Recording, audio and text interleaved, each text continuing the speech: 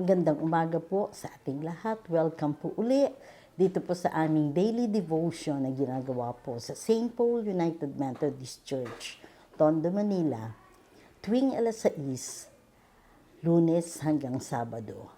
At inaanyayahan din po namin kayo, kung kayo'y makakarating, meron po kaming face-to-face tuwing Sabado ng umaga ng alas 6 sa aming prayer covenant. Tayo po'y manalangin. Diyos namin makapangyarihan sa lahat.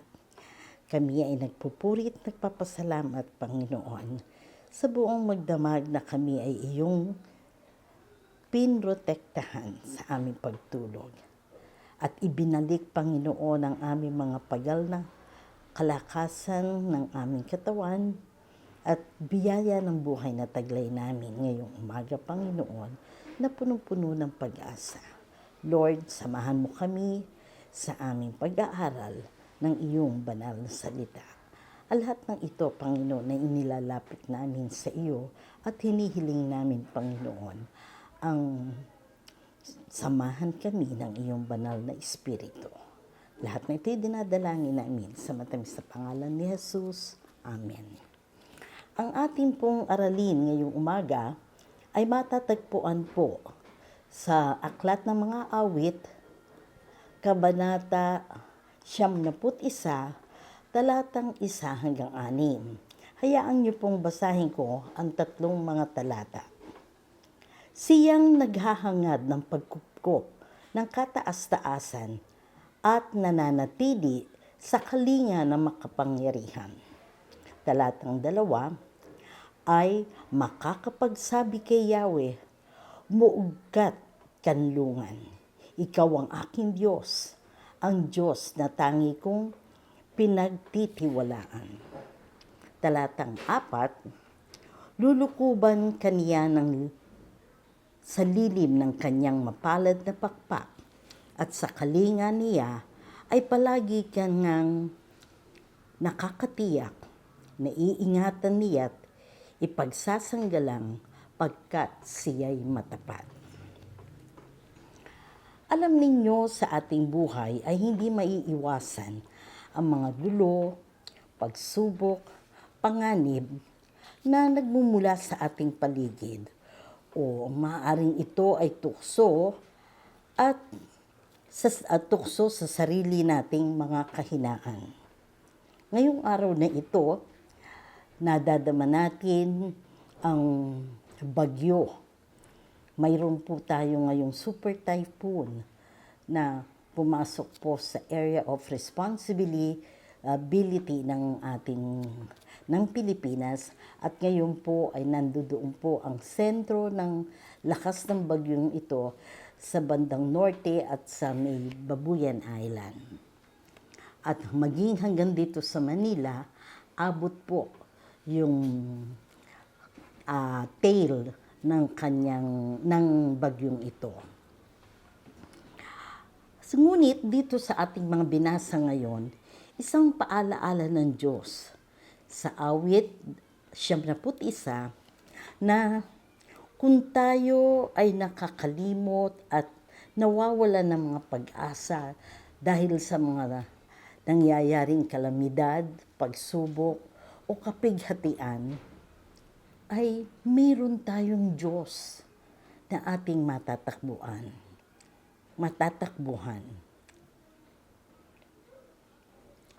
Dito po sa talata na 91 ng awit, kung tayo'y nakakalimot at minsan nawawalan tayo ng pag-asa, nakakalimot tayo sa mga pangako ng Panginoon, gaya ng sinabi dito sa talatang 1 at 2, ang naghahayag ng pagkupkop at kalinga ng makapangyarihan Diyos. For He, our God, is a refuge and fortress. Siya ang ating muog at kanlungan. Refuge, it is a place where we run for protection. At fortress, ito ang stronghold that cannot be easily broken. na hindi ito basta-basta mabubuwag.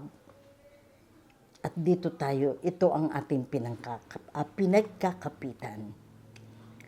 Ang mga binasa nating ito ay paalaala na sa anumang klase ng unos, laban ng ating haharapin, ay naandyan ang ating Panginoon na tanging makapagbibigay ng tunay at matatag na kapayapaan at proteksyon sa bawat isa sa atin. Magtiwala lang sa Kanya, sa Kanyang kapangyarihan at panghawakan natin ang mga pangako ng ating Diyos na mag-iingat sa atin. At sabi nga sa talatang 4, lulukubang kaniya sa lilim ng kanyang mapalad na pakpak na parabang ikinumpira sa isang inahing ibon na sa kanyang mga inakay. Ang Diyos ang ating kalasag ng ating buhay. Gaano man ito kalaki ang ating mga suliranin na andoon ang Diyos. Kabahagi natin siya sa anumang laban. Kalasag ng ating pananampalataya. Ang Diyos ang kalasag na hindi lamang sa panlabas na pangangailangan natin, kundi maging sa panloob. Babantayan niya ang ating mga puso at mga isipan upang buong puso tayo na magtiwala at panghawakan ang mga pangako na Kanyang ibinitawan sa atin. At doon tayo umasa at doon mararanasan natin ang Kanyang kapayapaan at lakas na ating kakailanganin sa ating hamon ng buhay. Siya rin ang kalasag. Ang Kanyang mga salita ay magiging kalasag natin. Ito ang magbibigay lakas at magtuturo sa atin na lumaban sa mga anong klaseng kagipitan. At ito, dito sa mundo na ito, ang mga ginagawa ng mga kaaway natin na maling kaisipan ay ating mapaglalabanan dahil ang Kanyang mga salita ay patuloy na magpapaalala sa atin. Kalasag din natin ito sa ating pananampalataya. Ang Diyos natin ang magbibigay ng kalakasan sa atin upang manatili tayo at panghawakan natin at ang ating mga pananampalataya na mayroon tayong isang Diyos na malalapitan, na magiging sandata laban sa lahat ng ating pagdadaan ng pagsubok. Kaya manatili tayo sa Kanyang kanlungan, magsubikap na mabuhay sa Kaniyang salita at sa Kanyang mga aral. At higit sa lahat, magtiwala sapagkat siya ang Diyos. Siya ang ating kanlungan na di tayo dapat panghinaan ng loob. Kaya sa oras ng ating mga pagsubok, huwag tayong umasa sa ating mga sariling lakas, kundi tumakbo tayo, lumapit sa ating Diyos, ang ating kanlungan, ang ating kuta, at ang tapat na tagapagtanggol ng bawat isa sa atin. To God be the glory. Tayo po'y manalangin. Aming makapangyarihan sa lahat, narito kami, nagpapakumbaba Panginoon, nagsusumamo, na naway kami ay iyong samahan, na Panginoon na madama namin ang iyong pang-ibig at kalinga, O Lord. Lord, batid mo na kami ang aming mga kalagayan sa mga oras na ito, Lord. Lalong-lalo na sa oras na ito, Lord, na andito ang super typhoon, lalong-lalo na Panginoon sa Northern Luzon na kanilang nararamdaman ng hagupit ng bagyo, Panginoon. Lord, sa bagyo rin ang aming mga buhay na nagaganap, katulad na nangyari na nakaraang linggo, Panginoon, na nagkaroon ng rally para sa mga katiwalian, Panginoon. At ito ay pinasok ng mga kaaway, Panginoon. Ang isang malayuning rally, Panginoon, ay nagkaroon ng kaguluhan, O Lord. Lord, tunay na meron kaming sari-sariling mga problema, maging sa aming paligid at maging, Panginoon, sa aming tahanan. Kami ay nakakaranas ng masamang kalusugan, physical o Lord. Maaaring kami nakakaranas ng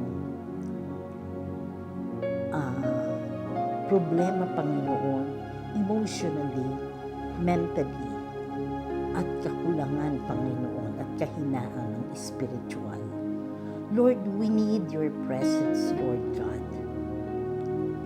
Touch us with your healing hands, O Lord, upang ang mga sakit na ito at kahinaan namin, Panginoon, ay maibisan. Ikaw lamang, Lord God, ang makapagbibigay ng kalunasan, Panginoon, sa lahat ng aming pinagdadaanan. Lord, alam namin kung ikaw ang aming kasama, mapaglalabanan namin, Panginoon, lahat ng mga kahinaang ito at mapagtatagumpayan namin, Panginoon, ang unos. Dahil ikaw, Panginoon, ang aming kasama kung bibigay ng kalakasan. Lord, forgive us for our shortcoming and our sins. Salamat, Panginoon, na sa iyong pagmamahal, sa iyong kaawaan, Panginoon, and for your grace, O Lord, sa kabila ng lahat ng aming pagkukulang. Dama namin, Panginoon, na lagi ka nandiyan. Lord, inilalapit din namin ang mga kapatid namin, Panginoon, sa Northern Luzon, na mga sa oras na ito, Panginoon, nakakaranas ng hagupit ng bagyo, O Lord. Lord, padama mo sa kanila na naandiyan ka.